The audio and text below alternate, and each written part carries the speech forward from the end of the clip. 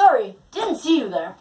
Today on the Archimedes Show, we will be talking more about Archimedes, his life, his death, and everything in between.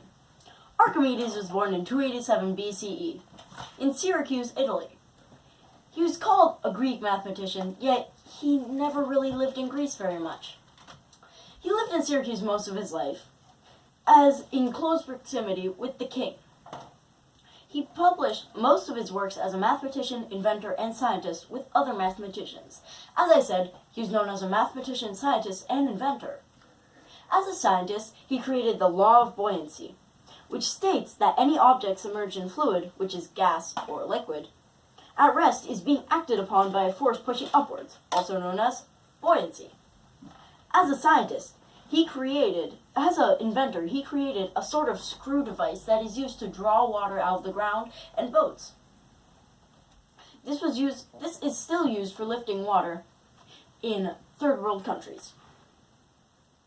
Archimedes is especially important for his discovery of the relation between the surface volume of a sphere and its circumscribing cylinder. He's also very important in describing the theory of exhaustion. His theory of exhaustion was used to get precise estimates of certain numbers and irrational numbers such as pi. This was very important in the Greeks' advances on pi and the Romans' advances on pi. In Archimedes' developments, in trying to figure out the value of pi, he circumscribed multiple polygons inside of a circle and estimated numbers of 31 over 7 and 310 over 71, which are 3.1429 and 3.1408. As you probably know, this was extremely close to pi, which in normal days is 3.1416. To do his work on spheres, he applied his number of pi and on solid objects to calculate the surface area of a sphere.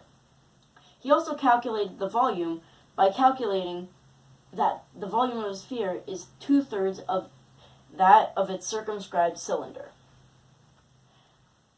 There is a nifty little diagram of his works on his theory of exhaustion, which helped him understand why pi was that number. Pretty nifty, right? After all of his success in his normal life, he eventually died after the Romans sacked the city. Pretty bad ending for a great man. See you later.